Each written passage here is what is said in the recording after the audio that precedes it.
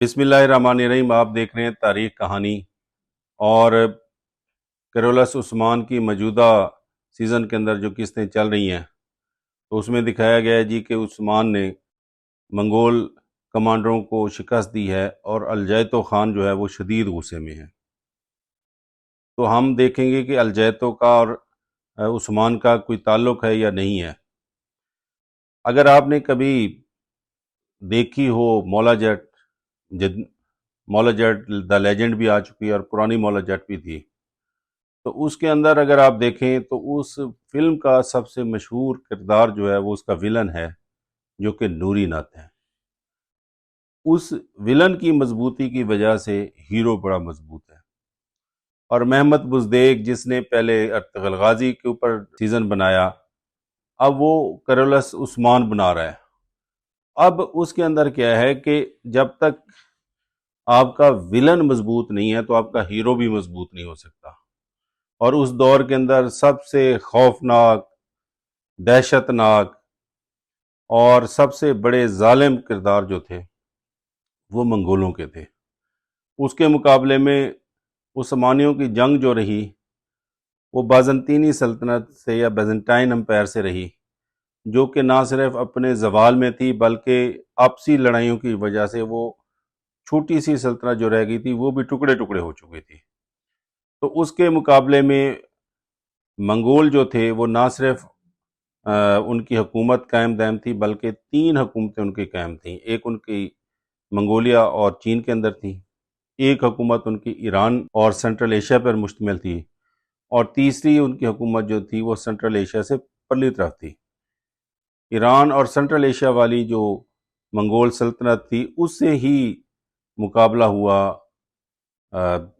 Anatolia के वो सल्जूकों का, और उन्होंने अनातोलिया के सल्जूकों को न सिर्फ शिकस्त दी बल्कि उन्हें बाज़गुज़ार किया, और उन्होंने उनके ऊपर फ़ौज कशी भी की और अनातोलिया से बाकायदा उनका वास्ता रहा। तो मंगोलों का अनातोलिया से लिंक तो है, लेकिन सवाल ये है कि क्या उस्मानी सल्तनत की कभी भी मंगोलों से लड़ाई हुई? पहले भी मैं अर्ज़ कर चुका हूँ अपनी बाकी वीडियोज़ के अंदर, व्लॉग्स के अंदर, कि कोई ऐसी शहादत तारीखी मौजूद नहीं है कि जिसकी वजह से हम कह सकें कि मंगोलों का उस्मानियों के साथ कोई बरह रास्त जंग हुई।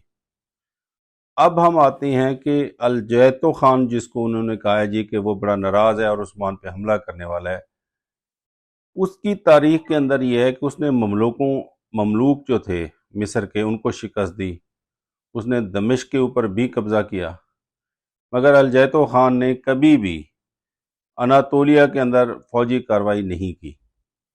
जब उसने फ़ौजी कार्रवाई ही नहीं की तो उस्मानियों से उसकी टक्कर होना मुमकिन नहीं। नंबर एक, अलजैतो ख़ान का दौर जो है वो 1304 से लेकर 1316 तक यानी 12 साल है। और उस्मान के बारे में कहा यह जाता है, सुल्तान उस्मान के बारे में, कि उन्होंने 1299 में या 1300 में अपनी बादशाहत का ऐलान कर दिया, अपने नाम से सिक्के जारी किए। अब अगर उन्होंने सिक्के जारी किए थे और वो सल्जूकों के मातहत होते या मंगोलों के मातहत होते तो मंगोल किसी सूरत उस्मानियों को ये इजाज़त नहीं दे सकते थे कि वो अपनी बादशाहत का ऐलान करें या अपने नाम के सिक्के जारी करें। सिक्का हमेशा एक आज़ाद बादशाह ही जारी करता था, तो ये हो नहीं सकता। तीसरी बात उन्होंने ये दिखाई कि ये मेंशन ही नहीं किया कि अलजैतो ख़ान जो था वो मुसलमान था।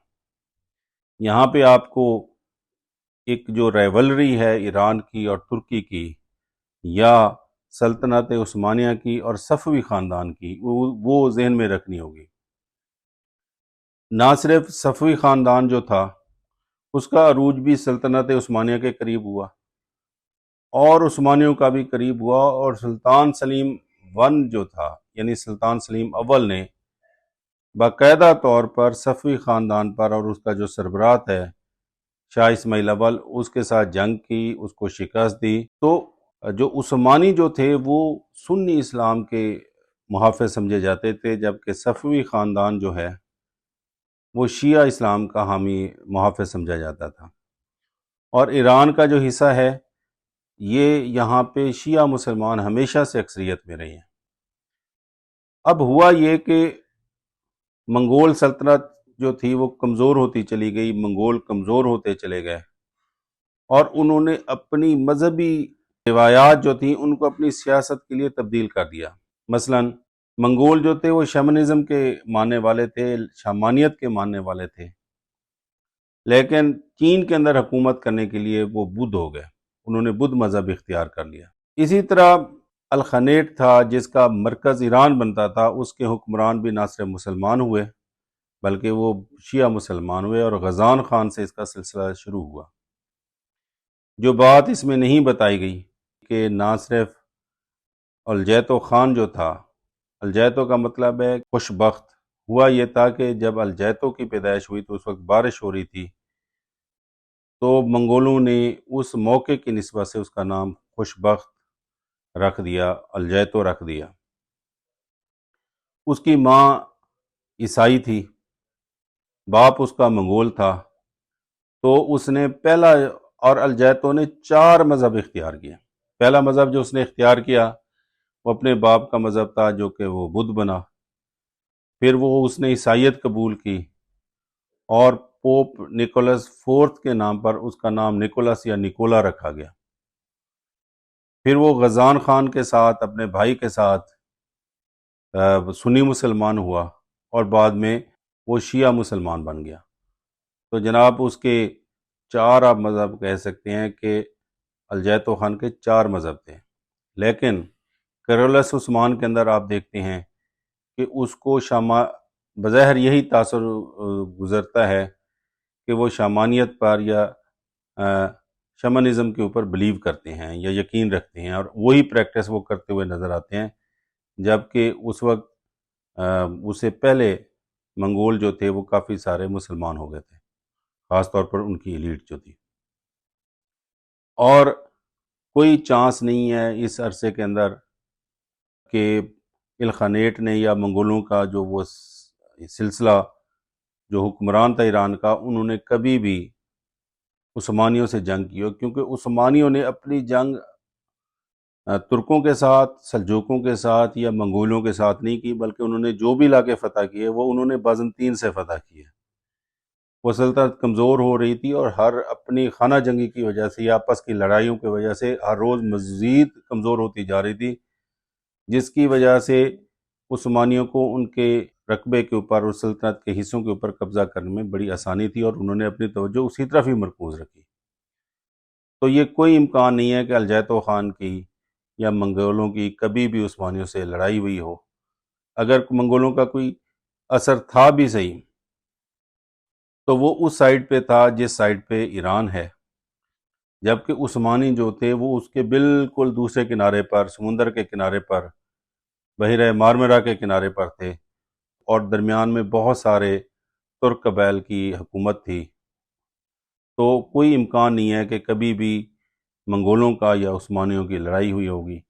یہ صرف سسپینس پیدا کرنے کے لیے، شائقین کی توجہ حاصل کرنے کے لیے، اور عثمان کو بہت زیادہ دلیر سحر کرنے کے لیے کہ اس نے منگولوں جیسے دشمنوں کا مقابلہ کیا، یہ ساری کہانیاں شامل کی گئی ہیں جس کا تاریخ سے کوئی تعلق نہیں۔ Thank you very much.